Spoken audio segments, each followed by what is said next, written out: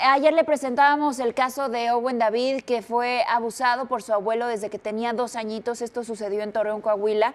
Y si hablamos de cifras, en México el 60% de los agresores de este tipo están en casa. Y el 93% de casos son niñas agredidas.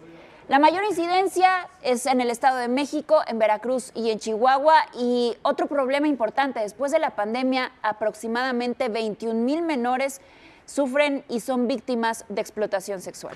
Un tema como este solo se entiende con los expertos. Juan Martín Pérez García está con nosotros. Él es coordinador de Tejiendo Redes de Infancia en América Latina y el Caribe. Y te agradecemos muchísimo que estés en Hechos AM. Gracias, Juan Martín. Gracias Bienvenido. por la invitación. Bienvenido, Juan Martín. Casi pregunta obligada, pero los papás, ¿cómo pueden detectar estas señales y estos focos rojos antes de que sea demasiado tarde? Pues lo primero es que tenemos que tener confianza con nuestros hijos e hijas y ellos y ellas deben de tener confianza con papá y mamá.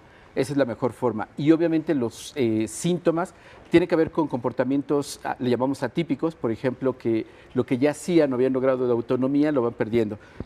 Digamos, querer estar más acompañados, pueden volver a orinarse en cama, tener miedos o pesadillas recurrentes, evitan a personas concretas.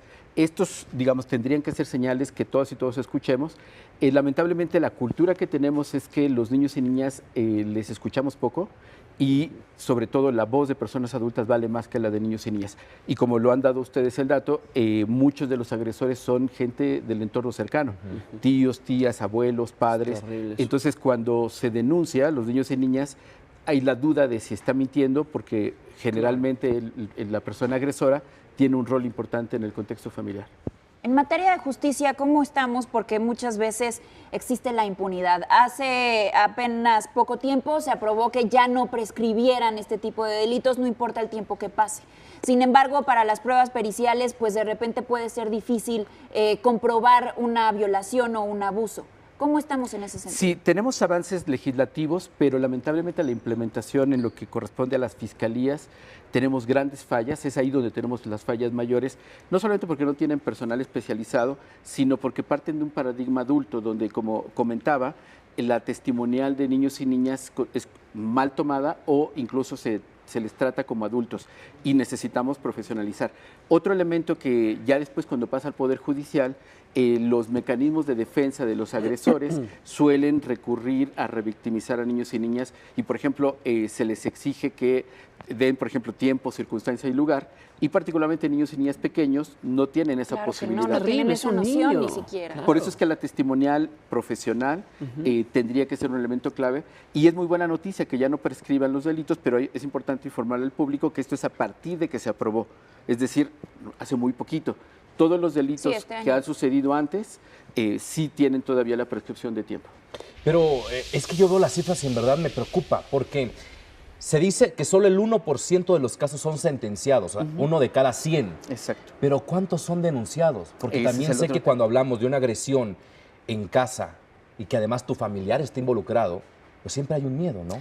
Quizás el público que nos escucha recuerde esta frase del secreto de familia. Sí. Es altamente probable que muchos o millones de mexicanos y mexicanas hayan padecido o enfrentado dinámicas de violencia o sexual, pero no se denuncian precisamente por estos factores, por un lado culturales, también económicos, porque con mucha frecuencia es el proveedor económico, y también lo otro es que no hay estímulos en términos de la función pública para que se denuncie, y más bien el sabor que tenemos es que no vale la pena denunciar, porque no va a haber justicia, pero además hay revictimización, y eso tristemente es real. Juan Martín, si en algún momento alguien que nos esté viendo esté pasando por esto o tenga alguna duda de que su hijo o su hija podría estar siendo abusado o abusada, ¿qué es lo que tienen que hacer desde ya? ¿A dónde tienen que acudir? ¿A dónde tienen que llamar? ¿Cómo pueden ya ellos ponerse activamente? Tres consejos básicos. Primero es creerle a su hijo, a su hija. Esto es súper importante. Segundo, tomar con él y con ella medidas de protección para evitar, es decir, no se quiere acercar a tal persona, eso hay que tomarlo. El creerle es central. Segundo, es importante no escarbar demasiado, o sea, no estar preguntando detalles y demás, porque eso es para el peritaje. Entonces le creemos y buscamos a profesionales. Y lo tercero es precisamente recurrir a organizaciones, incluso buscando junto con la fiscalía o demás, pero con organizaciones expertas en el tema para evitar la revictimización o que incluso puedan fallar al inicio de la fiscalía. Incluso pueden acercarse también a Redim y te agradecemos de verdad, Juan Martín, que estés esta mañana con nosotros. Gracias también por tu labor en nuestro país, que por las cifras que mencionábamos es muy importante. Gracias a ustedes y de verdad escuchemos a niños y niñas. Podemos prevenir, realmente es posible si les escuchamos y creamos confianza. ¿Te quedas para platicar en el corte? Yo aquí atento. Platicamos con Juan Martín del Gracias, Juan Martín, me quedo con eso. Escuchemos a nuestros niños y niñas.